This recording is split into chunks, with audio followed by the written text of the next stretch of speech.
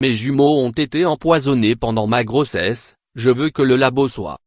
Depuis la naissance de leurs jumeaux, Emmanuel et Franck Latreille mènent un combat quotidien pour faire valoir les droits élémentaires de leurs enfants handicapés. Droit à des soins, à une éducation, à un avenir. Erwan et Azénor, 9 ans, sont des enfants d'Epakine, empoisonnés in utero par ce médicament lors de la grossesse de leur maman. Emmanuel souffre d'épilepsie et suit un traitement à base de valproate, la substance active de la dépakine commercialisée depuis 1967 par les laboratoires Sanofi. Une substance tératogène qui provoque des malformations chez le fœtus. Dès 2006, une notice d'information évoquant ce risque a été éditée pour les médecins prescripteurs de ces médicaments, dépakine, dépakote, dépamide, micropakine et générique. Emmanuel entame à 36 ans, en 2006, un protocole de PMA, procréation médicalement assistée. Sa prise de dépakine est consignée dans son dossier médical qui passera dans les mains de 15 médecins. L'empoisonnement aurait pu être évité. Aucun docteur n'a réagi. Ma neurologue, qui me suit depuis l'âge de 21 ans, n'a évoqué que le risque de spina bifida, s'insurge la maman. Pour nous, c'est inconcevable. Le 24 novembre 2008, à la naissance des jumeaux, le couple découvre qu'Erwan présente 2 pouces à la main droite. Une malformation qui, malgré les échographies mensuelles, n'a jamais été signalée. À l'époque, nous l'ignorions mais la présence de ce pouce surnuméraire est typique de la dépakine. Les soucis de santé des enfants et les consultations médicales s'enchaînent. À l'âge de 4 ans, le carnet de santé de notre fils était plein, confie Franck. Il y avait des inscriptions partout. Désorienté, le couple navigue à vue et cherche des réponses.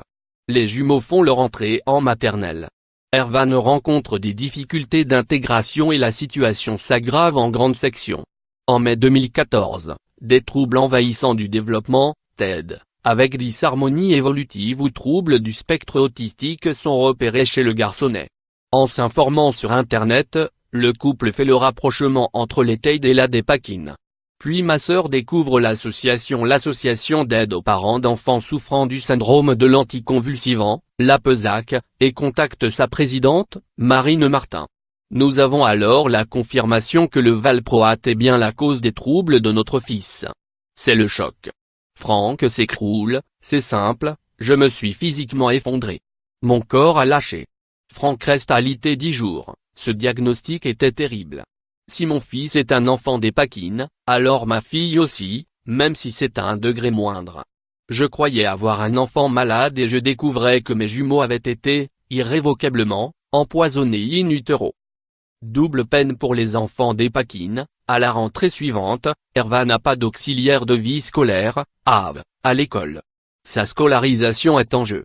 En janvier 2015, la famille attaque l'Académie de Versailles en référé pour obtenir en urgence une AV. Première victoire, l'accompagnement sera débloqué 19 jours plus tard. Le couple poursuit l'action. La seule façon de faire réagir l'Académie face au manque de recrutement des AV, c'est d'avoir une condamnation financière. Seconde victoire, le tribunal administratif leur donne raison. En novembre 2017, l'Académie est condamnée à payer 400 € d'amende pour les préjudices et les frais engagés par les Latreille. Une somme pas encore versée, mais qui serait pourtant la bienvenue. On avance entre 2,000 et 3,000 € par mois pour la prise en charge des soins de nos enfants handicapés, précise Franck. Après les déductions d'impôts et les aides du département, il reste à notre charge un quart des dépenses, entre 500 et 800 € par mois. C'est un budget énorme et il faut suivre humainement et administrativement. Nos enfants sont là et on se battra bec et ongles pour eux, jusqu'à l'épuisement. Le combat judiciaire continue. Les Latreille se mobilisent aux côtés de l'APESAC dans le cadre d'une action judiciaire collective civile, pénale et administrative diligentée par Maître Charles-Joseph Houdin contre le laboratoire Sanofi.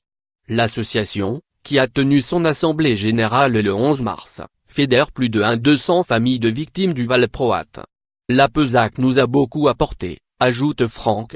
Marine Martin est une lanceuse d'alerte incroyable, c'est comme une deuxième sœur. Notre famille lui doit tant.